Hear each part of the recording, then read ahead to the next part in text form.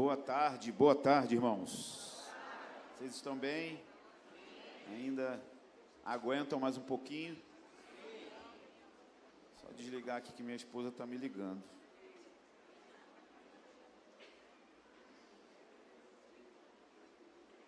Vou botar aqui no modo avião.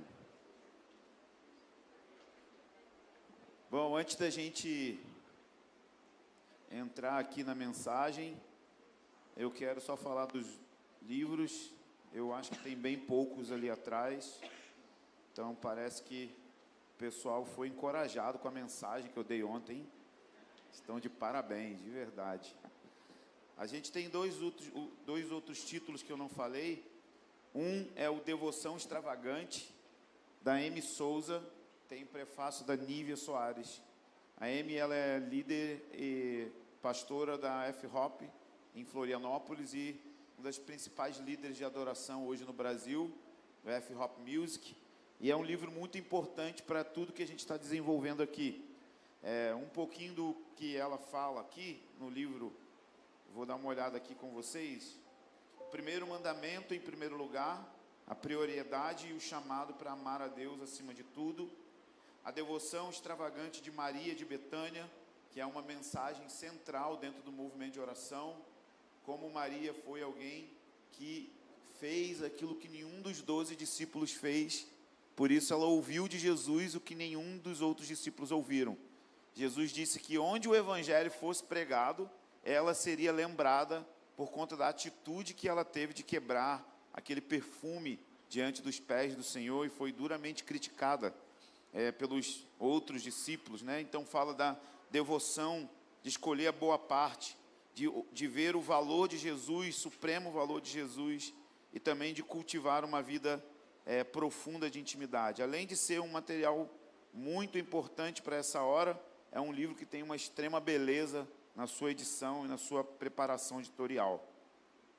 Toda hora eu jogo papelzinho. Está fazendo exercício aí, hein, amigo? E, por último, um livro do meu amigo Ângelo Basso, que, na minha opinião, é um dos maiores professores sobre o assunto fim dos tempos. E esse é um livro que é a escatologia de Jesus, que são aqueles discursos que Jesus faz a partir do capítulo 21 de Mateus até o capítulo 24 de Mateus, onde Jesus entra nos detalhes e nos pormenores a respeito do fim dos tempos. Irmãos, por que é importante conhecer o fim dos tempos? Vocês fazem ideia? Vou dar aqui 2 motivos porque é importante. Primeiro, é importante saber como o fim se desenvolve. Talvez a maioria do povo evangélico é o único povo que é extremamente engraçado. Por quê? A gente tem a mania de ler o livro todo, mas às vezes não lê o último capítulo. E isso não é só um problema da igreja, foi um problema de teólogos muito considerados na história, como, por exemplo, Calvino. Calvino evitou o livro de Apocalipse. Martim Lutero evitou o livro de Apocalipse. John Wesley, o fundador da igreja metodista, evitou o livro de Apocalipse. E aí isso foi se perpetuando no meio da igreja. E aí a gente ficou ignorante a respeito do fim. Então a gente quer ler o livro todo, mas quando chega a melhor parte, que é o fim, que fala de como a igreja vai ser vitoriosa no meio do caos, vai ser vitoriosa em dia de pressão, vai ser vitoriosa antes do retorno de Jesus, amém? Amém. A igreja ela vai ser gloriosa antes do retorno de Jesus. Então a gente precisa saber a respeito do fim, porque a gente precisa se preparar para o fim. Então a igreja não vai se preparar para o fim dos tempos se escondendo no mato, comprando fuzil, armazenando a comida enlatada. Não, isso é coisa de conspiracionista. Ou você é daqueles que fica estudando os Illuminati? Não, a gente precisa parar com isso. Nós nos preparamos para o fim dos tempos conhecendo o plano de Deus na Bíblia. E na medida que a gente conhece o fim, a gente se antecipa no estilo de vida que a gente precisa ter para estar pronto para o fim. Então, o segundo motivo que a gente precisa estudar o fim dos tempos é para a gente não ser reativo. Quantos já viram no Instagram aquelas pessoas que quando tem um eclipse, e aí todo mundo fica interessado por fim dos tempos? Quem já viu isso? Talvez você seja um aqui, né? A lua ficou vermelha, aí todo mundo fala, é a lua de sangue, Jesus vai voltar amanhã às 23 horas, e aí todo mundo fica nervoso e querendo entender o que é Gog e Magog, teve uma guerra, será que essa guerra agora é o fim dos tempos? Não, Jesus ensina claramente, Mateus 24, calma, vai piorar. Ele fala claramente, ele fala, vai ter guerras, rumores de guerras, nação contra nação, mas o que ele está dizendo é que isso precisa acontecer num contexto global.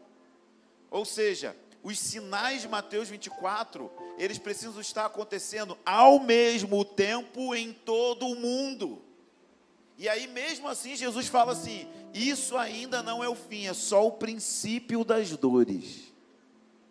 Vai ficar pior. Aleluia. E por que a gente precisa entender isso? Porque a igreja não vai estar temerosa quando tudo ficar pior. Porque ela vai ter confiança da presença de Deus, da fidelidade de Jesus, da bondade do Senhor nos guardar e da graça que Deus vai dar para alguns de nós aqui para morrer. Vão ter mártires também. Mas a gente não entende o fim dos tempos. E a gente não entende que martírio não é uma coisa que você vai simplesmente. É uma graça que Deus vai dar para alguns. Muitos cristãos vão encarar a morte cantando. E isso vai chocar o inimigo. Então a gente precisa entender que o fim, ele é agridoce. Mas se a gente for ignorante a respeito do fim, nós vamos ser pegos de surpresa e vamos sucumbir. Porque nós não nos preparamos. Então Jesus está dando para a gente como a gente olha o que já vai acontecer para a gente estar pronto. Estava falando com o Rafa agora, um acordo de paz e tudo. Nós que entendemos o fim dos tempos, sabemos que esse acordo de paz, ele não é nada. Ele é muito bom, os reféns foram soltos da faixa de Gaza, a gente ama isso, a gente agradece a Deus, mas a gente sabe que não é isso. A gente sabe que vai voltar a ter pressão. Principalmente no Oriente Médio, vai voltar a ter guerra, vai voltar a ter ataques, vai voltar a ter colisão, vai voltar a ter muito caos e pressão no mundo, mas ao mesmo tempo a igreja vai brilhar, como nunca brilhou antes na história. Sabe essas histórias de avivamento que a gente conta? Isso é fichinha. Sabe olhar o livro de Atos assim e ficar uau, isso é fichinha. A igreja no mundo inteiro vai ser muito mais poderosa que a igreja do livro de Atos, amém? E isso dentro da pressão, porque a igreja de Atos foi gloriosa e poderosa na pressão. Não foi em dias onde era popular ser crente. Não, a igreja vai começar a incomodar por causa da sua luz. E ela vai estar de pé diante das grandes pressões, diante das grandes perseguições que ela vai viver antes do retorno de Jesus. Então eu te encorajo a pegar a leitura acessível, fácil, para você aprender a respeito do fim e estar pronto para orar de maneira correta, cooperando com o plano de Deus. A Bíblia fala que a gente não sabe o dia nem a hora, somente o Pai sabe, mas a Bíblia também fala que nós podemos apressar a vinda do dia do Senhor. Como que a gente apressa? Na medida que nós nos tornamos uma igreja madura, na medida que nós nos tornamos uma igreja que ora, uma igreja orante, uma igreja que persevera no lugar de oração, nós começamos a ter um clamor maranata no nosso meio, amém, irmãos? Um convite para que o nosso Senhor venha se casar com a sua noiva. Agora nessa última sessão, eu queria falar sobre um tema que ele é tão importante para mim que eu tenho ele tatuado no meu peito, literalmente. Uma das tatuagens que mais me causaram dor. Eu queria falar com vocês sobre o Salmo 132, sobre o voto que Davi fez de construir um lugar para a presença de Deus na sua geração. Então a mensagem é essa: como nós precisamos nos posicionar para construir um lugar para que Deus possa encontrar descanso. Então vamos ao Salmo 132.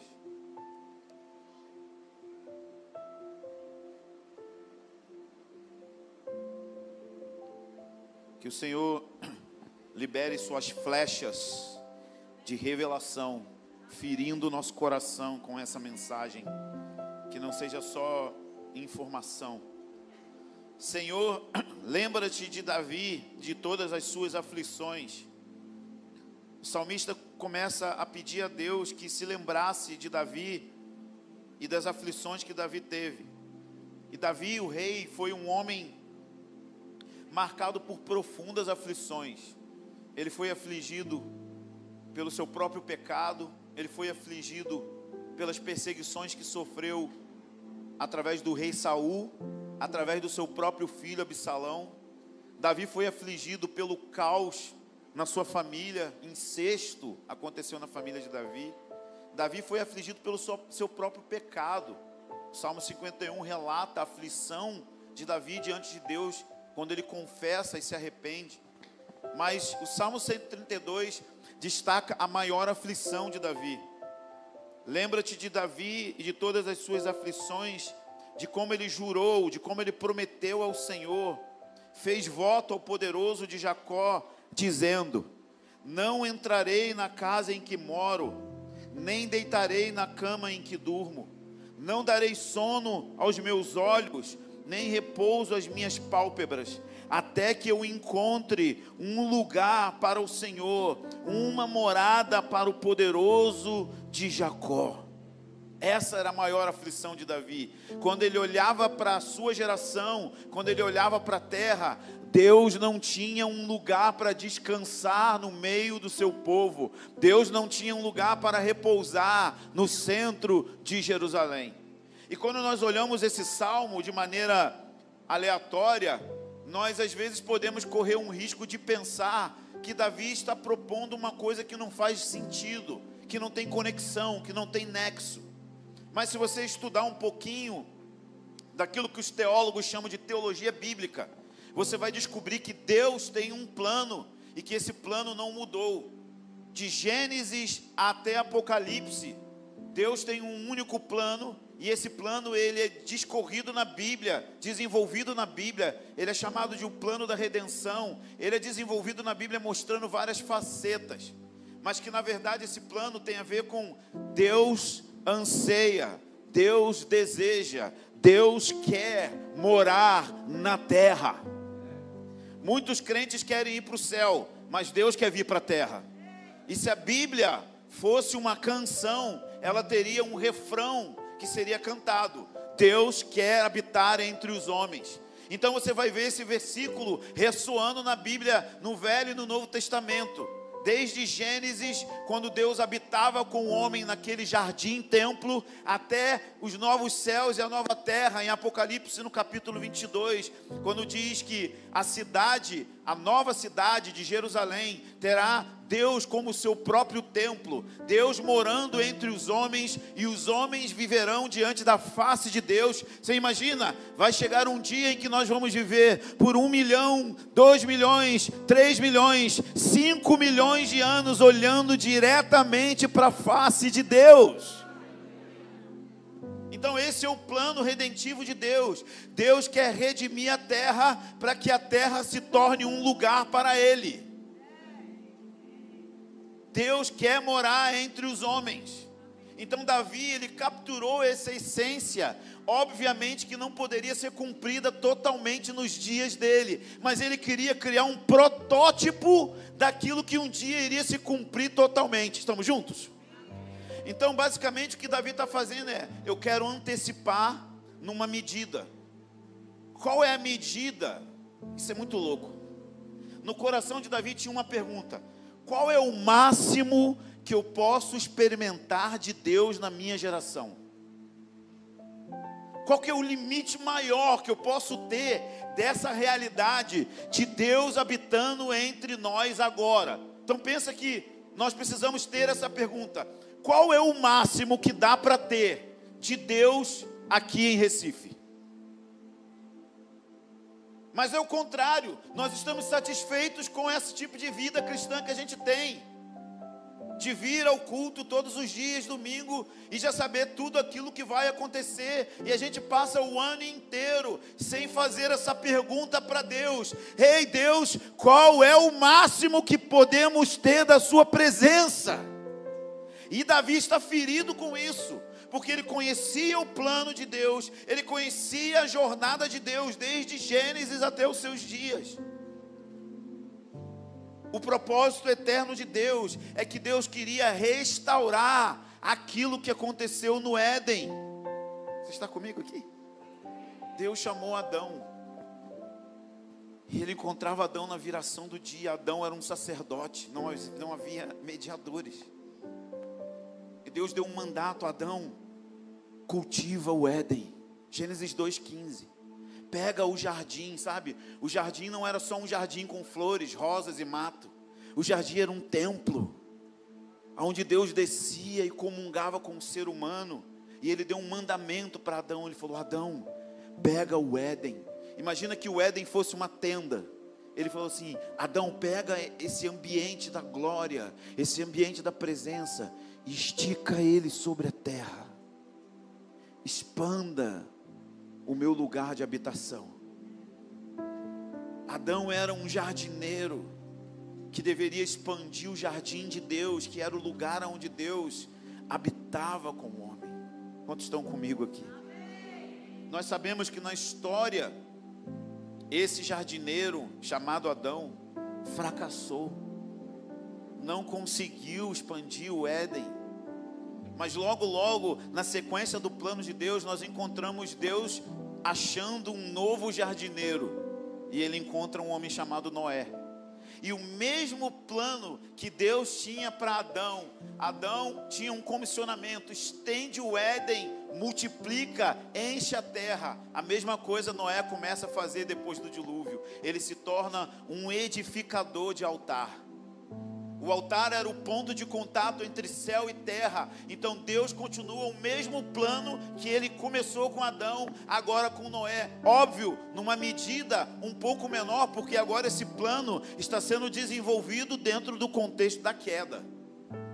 Mas mesmo dentro da queda, Deus não desistiu da ideia de habitar entre o homem, de estar entre nós. Então o meio pelo qual Deus vinha com a sua presença comungar com o homem era por meio dos altares. Então nós vamos ver uma sequência de homens de Deus que construíam altares para que Deus pudesse interagir, para que os céus pudessem interagir com a terra. Então nós vamos encontrar os patriarcas: Noé, Abraão, Isaac e Jacó. Eram homens que começaram a construir altares.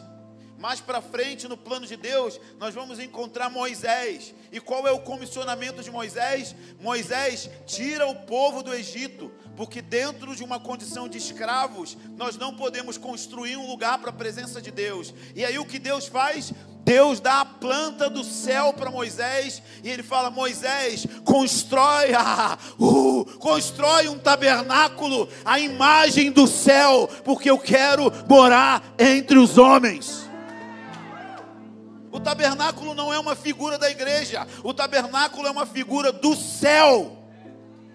E Deus fala claramente: faça tudo conforme o modelo que eu te mostrar.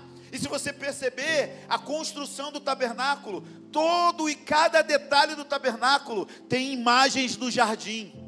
A menorá, por exemplo, a lâmpada que ficava no santo lugar, ela tinha botões de flores. Nas cortinas tem imagem de animais, tem imagens de flores. O tabernáculo de Moisés é uma figura e uma representatividade do Éden, porque Deus queria morar na terra. E para Deus morar na terra, a gente tem que construir de acordo com o padrão dele. A pergunta é, irmãos, será que como igreja a gente está construindo conforme o modelo dele? Ou a gente simplesmente faz culto, faz do jeito que a gente acha melhor? E por isso talvez ele não está ficando muito à vontade no nosso meio. E agora o que está acontecendo é que o rei Davi, ele descobriu uma coisa: ele quer ampliar, ele quer ir além de Moisés. Moisés construiu um lugar onde Deus tinha descanso, mas o descanso de Deus era uma coisa sazonal. A glória de Deus vinha, conduzia o povo no deserto. Vocês conhecem a história, né?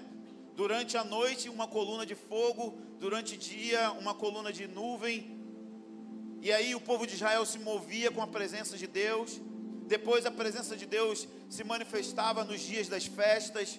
O sumo sacerdote só podia entrar uma vez ao ano diante do trono de Deus. E agora Davi teve uma brilhante ideia.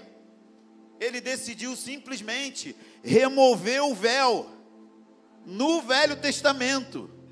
Meu Deus, Davi pirou, surtou.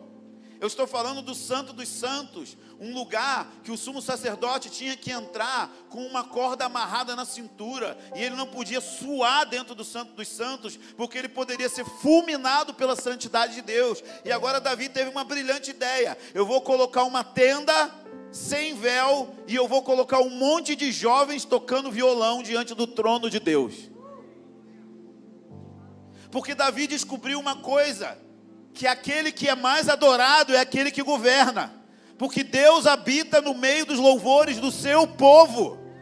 Por isso que adoração e oração incessantes é o meio pelo qual nós vamos criar protótipos na terra do céu. No céu Deus é adorado dia e noite. Lembre-se, dia e noite significa que nós vamos ser intensos e vamos ser constantes também. Então talvez uma vez na semana, toda a igreja vindo para uma reunião de louvor e adoração e intercessão, significa que vocês estão começando a ser intensos e constantes, porque vocês estão fazendo isso por 10, 15, 20, 30 anos. Aquele que é mais adorado nesse bairro é aquele que vai governar esse bairro. Davi descobriu isso, e aí ele fez um voto que mudou a história. Ele simplesmente foi flechado pela revelação de Deus, que provocou uma busca, um desejo ardente, e ele mobilizou 30 mil líderes para essa missão. O que significa esse voto? É que Davi foi tomado pelo anseio e a paixão de construir em uma área geográfica específica um lugar para a presença manifesta de Deus. Você está comigo? Ele ampliou o Santo dos Santos de 9 metros para o alto, de 9 metros para o lado, e ele esticou o Santo dos Santos em Jerusalém. Imagina transformar a sua cidade em um Santo dos Santos, onde Deus move livremente por onde Ele quer, do jeito que Ele quer. Davi quis fazer isso em uma região geográfica específica, Jerusalém. O ponto que me intriga é que, se você vai em Deuteronômio 12, Deus fala que Ele queria ter um lugar específico para habitar, mas Ele não disse qual era o lugar. Ele não disse qual cidade era o lugar, mas simplesmente, isso é incrível, Davi escolheu Jerusalém para construir um lugar, e porque Davi escolheu Jerusalém, Deus também escolheu Jerusalém. Em outras palavras, se você escolher Recife, Deus vai escolher Recife. A pergunta é: onde estão os construtores? Porque me parece que hoje a gente tem uma igreja de consumidores, que todos os domingos vem aqui sugar um sermão, receber uma bênção, receber uma oração, mas não pegar uma pá e uma enxada. Vocês entendem que é uma metáfora, né, gente? Davi uniu 30 mil líderes para essa missão. Davi uniu famílias para essa missão. Eles colocaram o ombro debaixo do peso para carregar o peso de construir um lugar para Deus vir. Eles não eram reclamadores, murmuradores.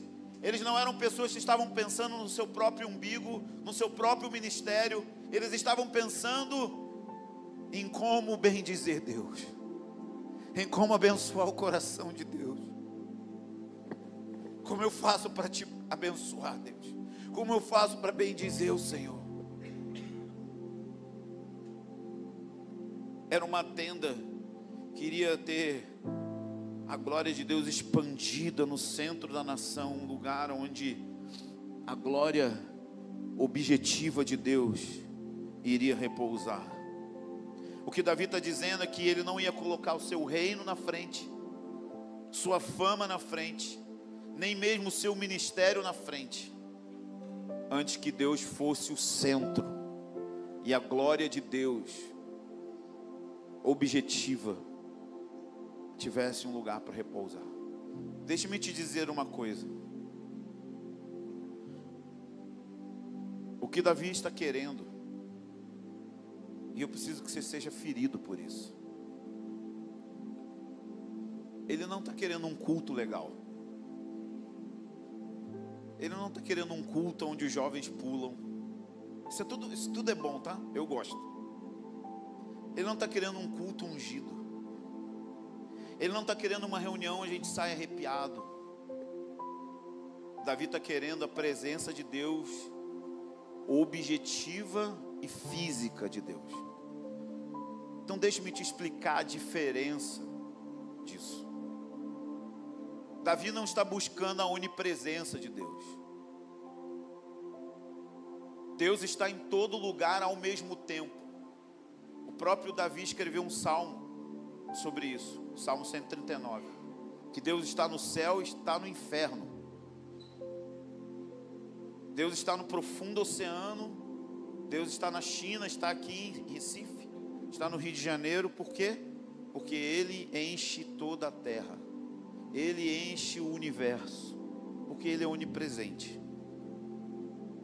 Mas nem sempre por Ele ser onipresente significa que Ele está desnudando o seu braço de forma presente e física em uma região, que é o que nós chamamos de avivamento. Avivamento tem lugar geográfico, e nós sabemos que Ele está movendo naquele lugar, porque agora não é só a onipresença dEle, mas Ele está irrompendo sobre o nosso território, de forma gloriosamente física. O que eu quero dizer é que a presença de Deus é física e espiritual ao mesmo tempo. E o fato de Deus ser espírito não significa que Ele não é substância, que Ele não pode tocar realidades físicas, de que Ele não pode tocar a terra mesmo, sabe, terra de terra. Houve um avivamento na Guatemala, quando a terra era estéril, e os plantadores, agricultores, no meio do avivamento, começaram a colher batatas de 10, 15 quilos, porque a terra era amaldiçoada. Mas quando Deus veio, e uma das promessas de 2 Crônicas 7,14, que diz que sararei a sua terra, e ali terra não está falando terra metaforicamente, não, está falando da terra física. Quando Deus vem sobre um lugar, Ele cura a terra física, assim como Ele cura corpos físicos. E Davi está construindo um lugar para isso. A glória objetiva é quando Deus vem e até os inimigos de Deus sabem. O maior inimigo de Deus que mora nessa cidade vai saber: e Deus se mudou para Recife. E agora, a única coisa que vai acontecer é que ou ele converte, ou ele é julgado. Ele não vai ficar aqui banho-maria. Quando a glória de Deus objetiva vem, você não vai ter espaço para ser morno. Você não sai da reunião como se fosse uma reunião normal. Um avivamento de Azusa, as pessoas sentiam a presença de Deus 5 quarteirões de distância do prédio onde estavam tendo as reuniões. Elas caíam no poder do Espírito Santo e se convertiam sem que ninguém tivesse evangelizado. No avivamento de 1857, um avivamento conhecido como avivamento de oração de Jeremiah Lanphier, quando as pessoas chegavam no porto de Nova York, elas começavam a cair agonizando, debaixo de convicção de pecados, porque Deus estava morando em Nova York com a sua glória objetiva. No avivamento das Ilhas Hébridas, Quando eles iam passando nos campos, centenas de pessoas caídas no meio de campos de agricultura, sem que nenhum evangelista tivesse pregado. Eles estavam agonizando debaixo da glória objetiva de Deus. Estavam nascendo de novo. Eu não sei do que você está atrás. Eu não estou atrás de um culto legal. Eu não estou atrás de uma reunião em um estádio onde os jovens estão animados. Eu estou atrás de Deus descer para nossas cidades. E quando Ele vier, Ele não vai vir com um atributo apenas. Ele não vai vir só com misericórdia. Ele vai vir com misericórdia e juízo. Ele vai vir com juízo e santidade. Ele vai vir com bondade e santidade. Ele vai vir Ele todo.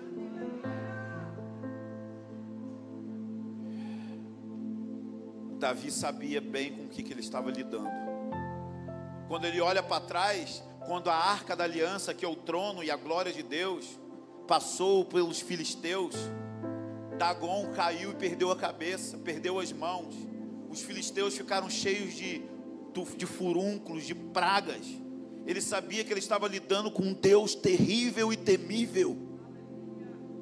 Davi sabia que aqueles 50 mil homens que olharam para a arca foram fulminados pela presença de Deus. E agora ele está querendo pegar esse Deus e colocar no meio da nação, sem véu, para que todos pudessem contemplar a glória do Deus terrível, Yahweh.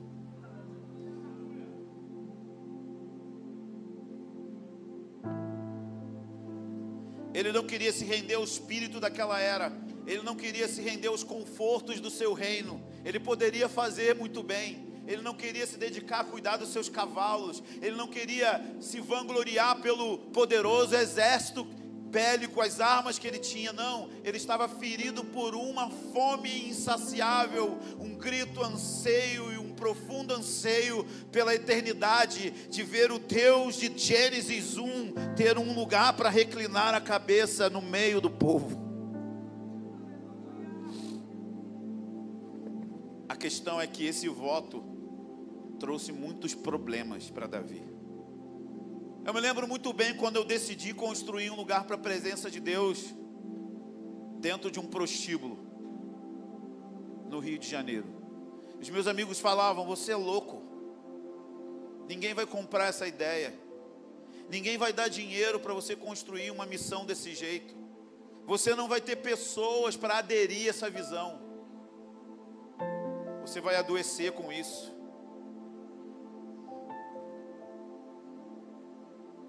Esse voto trouxe muitos problemas para Davi. Era como se ele estivesse se envolvendo em algo que não fazia o menor sentido para as pessoas, não fazia o menor sentido para os seus amigos, não fazia o menor sentido para a sua família. Ele estava apontando para algo inédito, ninguém conseguia ver, por isso que ninguém conseguia apreciar.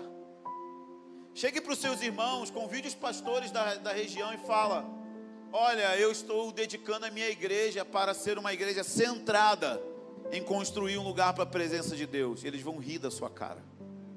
Eles vão usar argumentos teológicos dizendo que Deus já está entre nós. Eles vão usar argumentos teológicos dizendo que o Espírito Santo habita entre nós, porque obviamente que o Espírito Santo habita dentro de cada um de nós. Mas aqui Davi não está falando da habitação interior. Davi está falando de uma congregação, de uma comunidade, de um ambiente coletivo, para que Deus venha numa glória que não é possível vir em cima ou sobre um indivíduo apenas.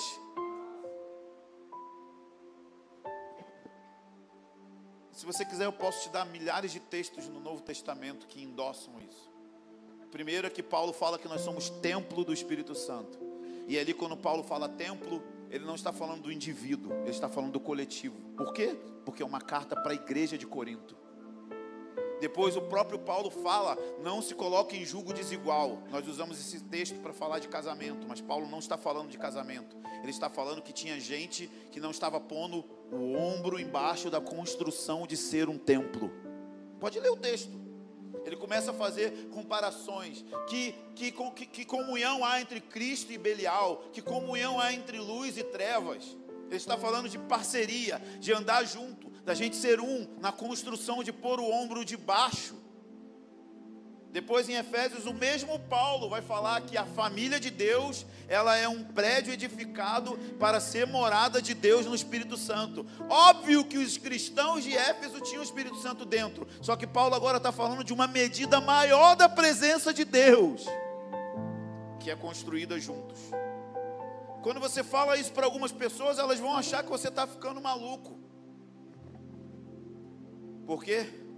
Você está começando a ser consumido pelo zelo, ciúmes de Deus. Quando Jesus entra lá na casa de oração, no templo, ele olha e ele quebra tudo. Os discípulos lembram de um salmo. João 2, Jesus faz isso. E aí os discípulos lembram: o zelo da tua casa me consome. Por quê? Porque a casa de Deus nada mais é um lugar que deveria ser centrado na presença de Deus. Eu fiz um voto que eu disse: nossa igreja pode ser ruim em tudo, mas a gente não vai ser ruim em construir um lugar centrado na presença de Deus. Talvez vai ser ruim o ministério das senhoras, talvez vai ser ruim o Kids, talvez vai ser ruim o evangelismo, talvez vai ser ruim tudo, mas a gente quer construir um lugar para a presença de Deus. E se pela presença de Deus ministérios surgirem, amém.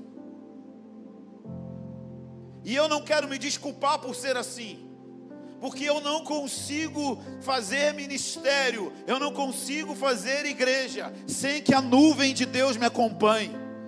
Eu estou cansado de cultos normais, onde nós pegamos versículos bíblicos fora de contexto para afirmar que nós estamos vivendo fora da glória da presença de Deus, como por exemplo, onde há 2 ou 3 reunidos aqui, você está presente e ele não está.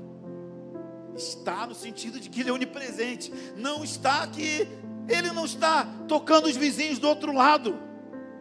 Ele não está nem nos tocando. Vamos lá, alguém. Por amor de ti tenho suportado afrontas, a confusão cobriu o meu rosto. Tenho me tornado um estranho para os meus irmãos e um desconhecido para os filhos de minha mãe. Olha isso. Por quê? Porque o zelo da tua casa me devorou. Davi devia ir contar para a família dele no Salmo 69. Olha, eu estou construindo um lugar para a presença de Deus. E aí os pais deviam falar: você está louco? Os amigos deviam olhar: que doideira é essa que você está fazendo? Como assim construir um lugar para a presença de Deus? A presença de Deus está na tenda de Moisés. Não tem como você fazer um lugar sem véu. Davi, não há parâmetros bíblicos. Você não tem endossamento bíblico para fazer isso, Davi. Davi faz um monte de loucura, ele baixa a idade sacerdotal.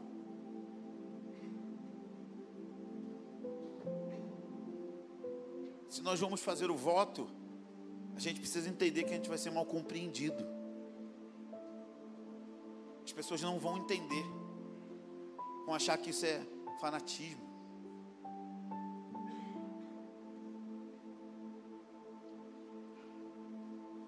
Eu prefiro ser um fanático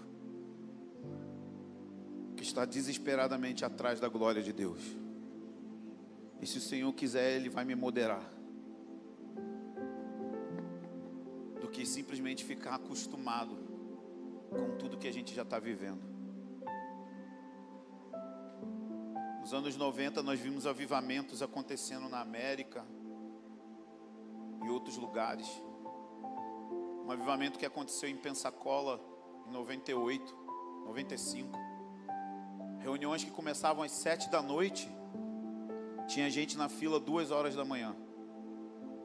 Eu não me lembro de ter ido em alguma reunião no Brasil que isso tenha acontecido. Eu não me lembro.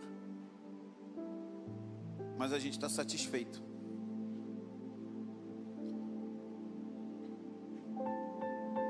Davi disse que chorou e castigou sua alma com jejum. porque as afrontas de Deus tinham caído sobre ele. Ele está dizendo assim: Deus, a partir de hoje, o que te afronta, me afronta. E a maior afronta é que quando a gente olha para Recife e Deus não está descansando aqui.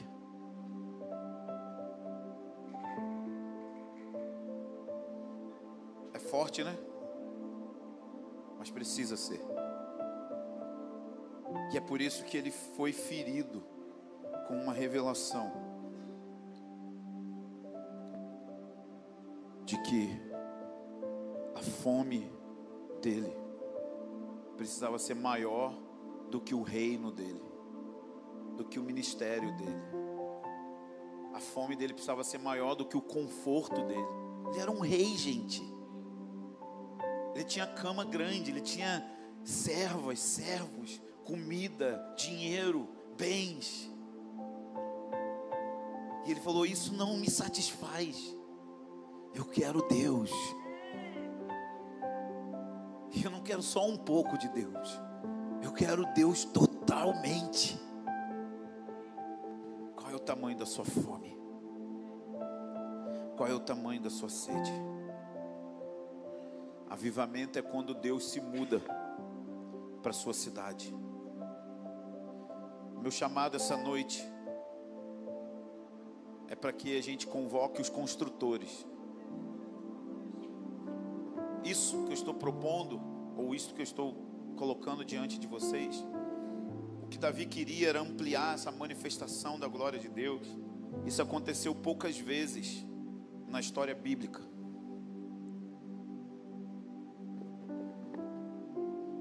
Nós vamos encontrar isso na história, por exemplo, no Novo Testamento, no livro de Atos. A gente vai encontrar isso em Atos 2, em Atos 4. Quando os discípulos estão reunidos na sala superior, o texto descreve línguas de fogo, vento impetuoso, chamas, vento, som, barulho. A descrição de Atos 2, que começa em Atos 1, é semelhante ao que estava acontecendo no Monte Sinai. Atos 4 a gente vê isso também. Enquanto eles oravam, diz que o prédio que eles oravam tremeu fisicamente. Você imagina? Não é uma metáfora. Pastores iam ter problemas, porque diversas vezes iam ter que fazer reforma. Imagina a reunião de oração que faz o prédio rachar a parede.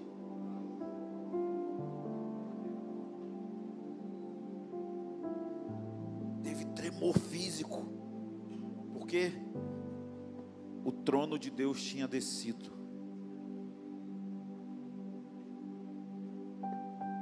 Eu creio que existem níveis da manifestação de Deus, da autoridade da presença. O primeiro nível são visitações. O Senhor visita o seu povo com curas, com dons do Espírito, com manifestações que tocam nossas emoções. E isso é glorioso. Eu amo e agradeço a Deus por essas visitas. Mas tem um nível que é diferente, que é a hospedagem. É quando nós ampliamos a visitação do Senhor. Ou seja, nós tratamos a presença de Deus tão bem, com tanto temor e reverência, que Ele quer voltar. E aí aquela visitação se torna uma hospedagem. Pensa comigo. Jesus trabalhava pra caramba em Jerusalém. Curava os doentes, expulsava os demônios, pregava. Mas ele não tinha um lugar onde reclinar a cabeça. Então ele voltava para um lugarzinho chamado Betânia. E lá ele tinha um lugar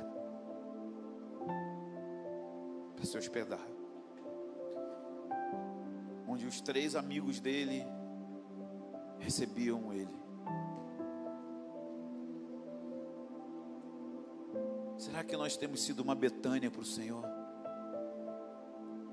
Ou nós temos sido como Jerusalém, um lugar que só dá trabalho para Ele? Que Ele precisa vir trabalhar, mas nunca descansar.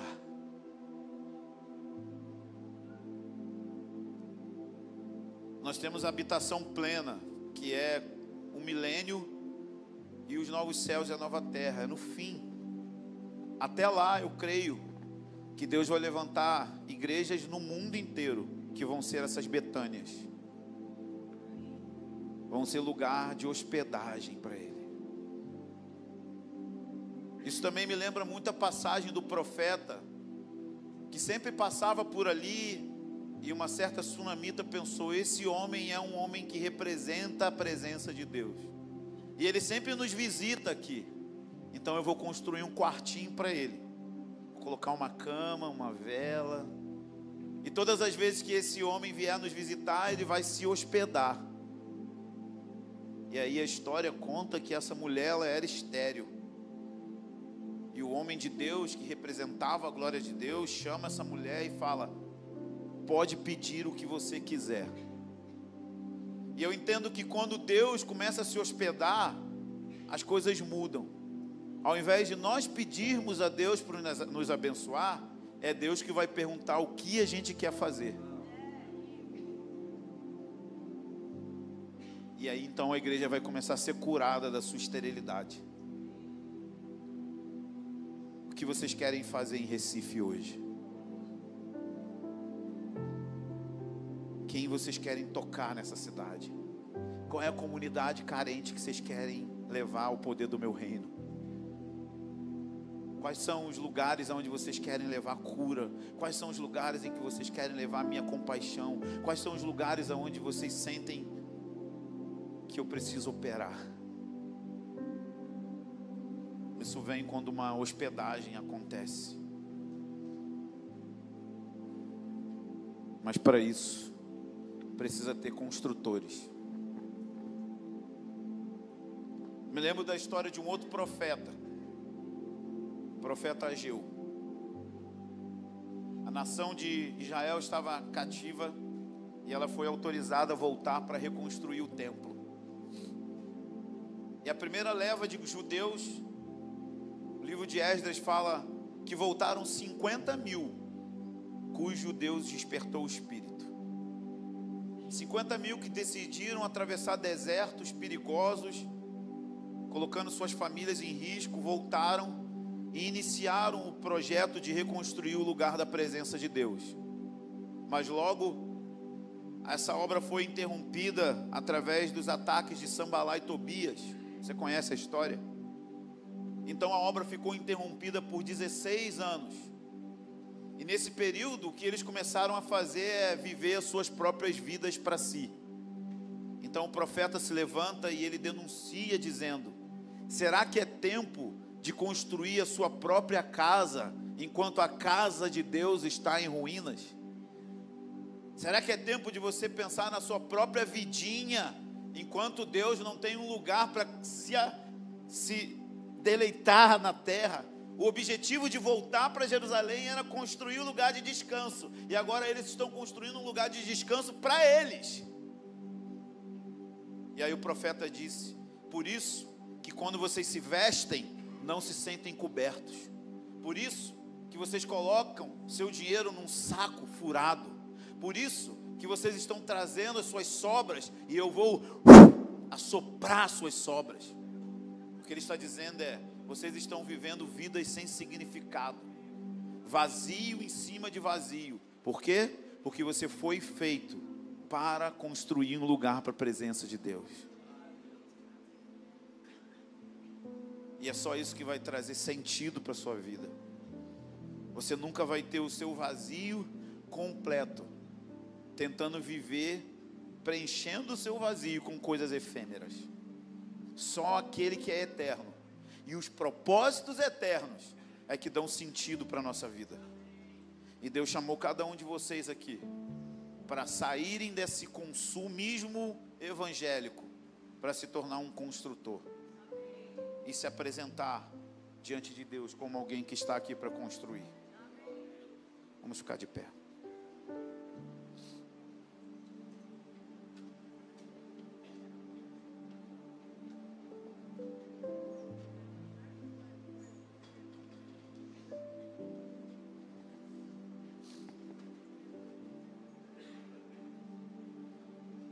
Eu caminho em cima dessa palavra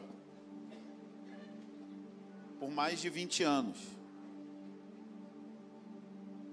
E um dos encargos da minha vida é passar por lugares e despertar pessoas para essa mesma mensagem.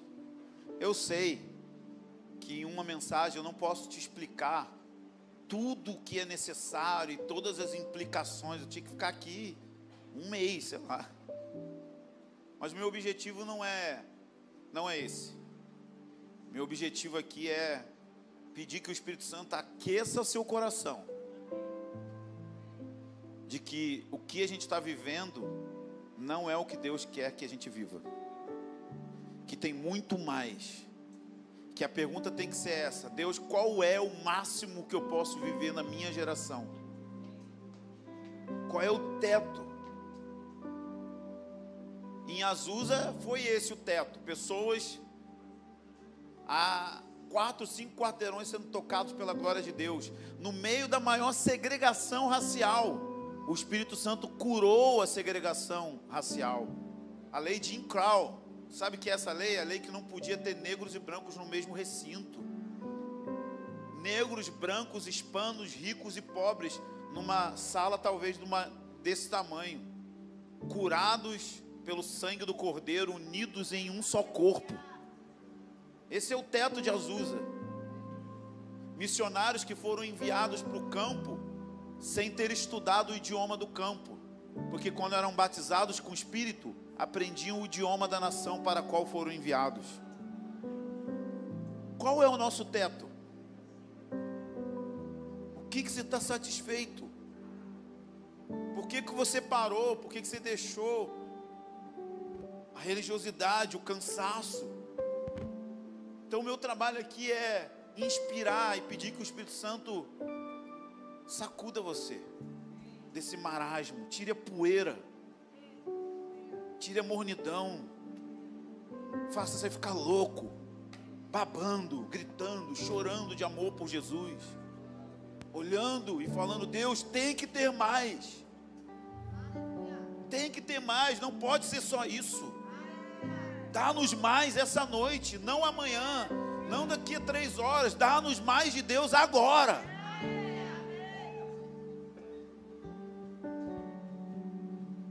Então vamos empurrar essas cadeiras, vamos vir à frente, vamos clamar juntos aqui, vamos fazer uma bagunça aqui, vamos orar, vamos pedir que o Espírito Santo venha como uma flecha no nosso coração. Sai do seu lugar e vamos ocupar aqui esses lugares à frente. Rápido, rápido, rápido. Nós estamos aqui, Espírito. Venham bem à frente mesmo.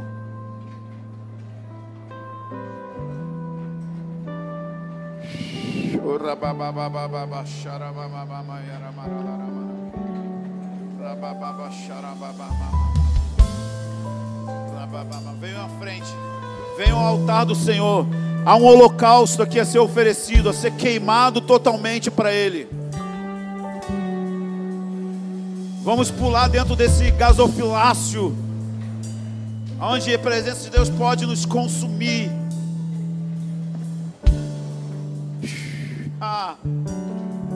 Senhor, nós estamos aqui, Senhor. Nós vamos pintar um alvo aqui essa noite, para que Ele nos acerte com a sua presença. Nós não queremos ser crentes bonitinhos de domingo à noite ou domingo de manhã. Queremos ser pessoas famintas pela glória de Deus. Feche os seus olhos, levante suas mãos. Não queremos ver ninguém como espectador aqui. Feche os seus olhos, vamos nos render juntos.